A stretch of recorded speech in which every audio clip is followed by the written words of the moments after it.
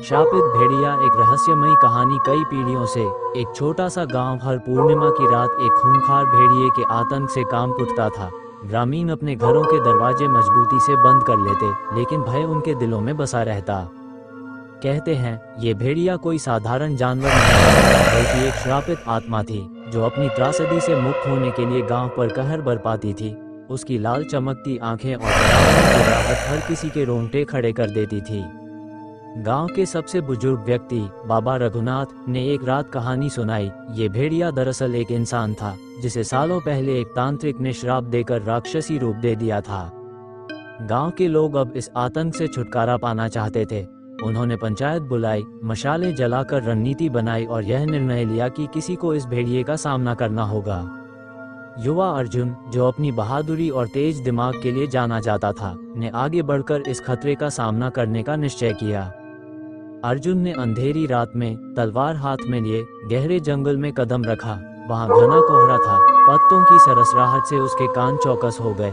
तभी उसने जमीन पर पंजों के निशान देखे। अचानक झाड़ियों के पीछे से एक जबरदस्त छलांग लगाते हुए भेड़िया अर्जुन पर कूद पड़ा। अर्जुन ने फुर्ती से वार किया, लेकिन भेड़िया बेहद तेज था। दोनों के बीच भीषण संघर्ष शुरू हो गया।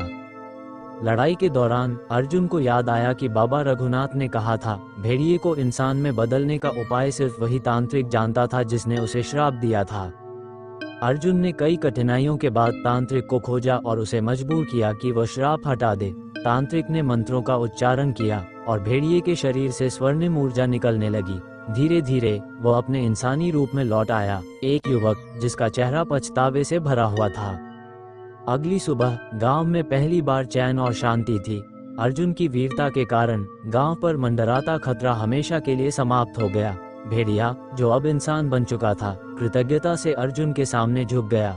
शापित भेड़िया सिर्फ एक डरावनी कथा नहीं थी, बल्कि यह एक ऐसी कहानी थी जो साहस, धैर्य और आत्म उद्धार का संदेश देती थी।